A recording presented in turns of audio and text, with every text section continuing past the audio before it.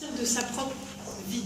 Donc c'est essentiellement autour de la pêche ici et de lui, comment il se situe et se place dans ce monde à la fois naturel, à la fois de photographe.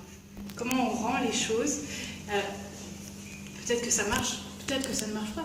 Chacun va pouvoir lire une image dans cette œuvre, qui fait aussi le lien avec les deux photographes qu'on a ici, puisque l'un va vraiment se concentrer sur le monde nocturne, des compositions très effilées, très envolées, et Mathieu Wagener, lui, va faire une photo beaucoup plus souple et peut-être en horizontale. De toute façon, vous pourrez être les juges de ce que vous avez sous les yeux. Ici, en tout cas, moi j'ai voulu, l'année dernière, j'ai découvert la pêche à la truite, Fario, donc en l'occurrence, avec Clément, qui est ici présent, qui a cet appareil photo, qui avait envie d'aller pêcher à la truite. Donc c'est une aventure à la fois familiale qui est devenue personnelle, parce que j'ai été mordu, on va dire. Les truites ont mordu, mais moi aussi. Et progressivement, je me suis retrouvé avant, les truites c'était un poisson, et toutes les truites sont uniques, je le sais, mais elles ont toutes des points rouges, et à force d'en avoir dans les mains, j'ai trouvé que autant on peut expliquer des choses présentes sur les flancs des poissons, des organes sensoriels ou des zones sensibles, en tout cas qui lui permettent d'avoir une conscience du milieu dans lequel il évolue, autant ces points rouges restent mystérieux et entre guillemets décoratifs, un petit peu comme on pourrait avoir des grandes beautés. Pourquoi est-ce qu'ils sont là? Est-ce qu'ils ont une utilité? Et à force d'en regarder, je me suis demandé s'il ne s'agissait pas là d'un code. Voilà, une espèce de code qui pourrait être décoratif, mais qui pourrait avoir une raison. Donc je me suis intéressé un petit peu à ces points rouges, j'en ai isolé sur quelques truites. Donc le bandeau en bas, c'est une truite Fario. Voilà, c'est les points rouges qu'il y a sur le flanc d'une truite. Moi j'utilise la photographie, ce n'est pas une fidélité, c'est-à-dire que je ne tiens pas à montrer une photographie forcément dans mon travail.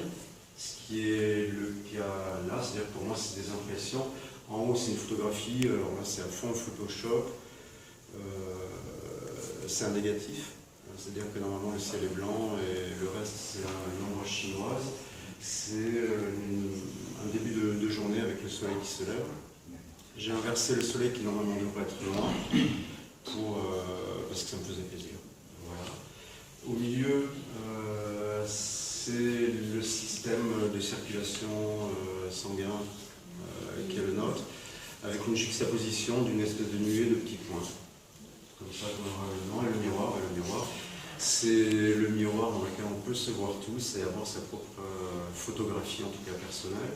Et je tenais à le faire figurer là, un peu entre le poisson qui, dans la culture chrétienne en tout cas, est une symbolique assez proche, de l'homme, en tout cas du Christ, et à travers du Christ, de l'être humain, et puis il est en direction des toilettes, et je trouvais que c'était sympa pour les gens qui vont aux toilettes d'avoir un petit cliché personnel, et en sortant des toilettes de s'assurer que tout va bien. Voilà. C'est un petit peu cet ensemble. Donc, Cécile l'explique très bien, c'est un peu un travail en cours de route, c'est-à-dire qu'il n'y a pas vraiment de finalité, comme tu le disais. Moi je travaille beaucoup par rapport à ma vie, je travaille très peu en fait, je vis beaucoup. Et des choses se nourrissent, c'est-à-dire que là pour l'instant je suis à la pêche depuis 1 an et demi. Artistiquement, j'ai vraiment levé le pied. Et les choses commencent un petit peu à s'interpénétrer, puisque c'est la deuxième pièce que je propose à partir de ces points rouges de truite Fario. Initialement, je pensais montrer plutôt des paysages, parce que les paysages que je traverse aussi, c'est-à-dire qu'au départ, il y a l'idée d'une approche de la pêche familiale, puis progressivement, je me prends la poussée d'adrénaline d'avoir une truite qui m'enroule la canne, et puis c'est un bon espace pour évacuer toutes les préoccupations, parce qu'il y a une espèce de concentration, on est dans un paysage naturel, ça devient une activité physique, sportive, un jeu d'équilibre, d'adresse, et puis progressivement, les parties de pêche commencent à s'aérer un petit peu de temps de réflexion où je me pose, et où alors des fois je m'allume une clope et je continue de pêcher. Et là, je pose la canne à pêche, j'allume une clope, je peux laisser passer une demi-heure, me laisser pénétrer un petit peu par l'espace, m'abandonner et découvrir des paysages qui sont magnifiques. J'habite l'Auvergne depuis pas mal d'années, je ne suis pas du tout touriste, je déteste les balades. Et la pêche m'a amené à progresser comme ça. J'habite l'Issoire, en partant d'Issoire, donc en remontant jusqu'à Besse, le long de la course d'autres cours d'eau comme ça jusqu'à leur source. Quasiment, c'est une espèce de pèlerinage personnel. Voilà. Et ça, c'est une des traces qui subsistent.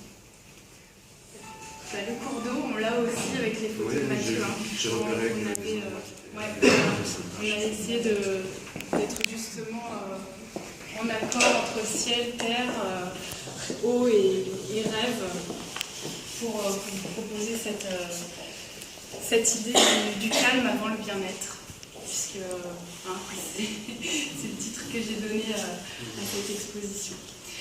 Voilà, j'espère que ça vous parle, que vous avez envie de continuer les conversations. En tout cas, merci d'être là encore à tous. Et puis quand Mathieu viendra, je vous présenterai aussi quand même, parce que le pauvre, il a travaillé toute la journée.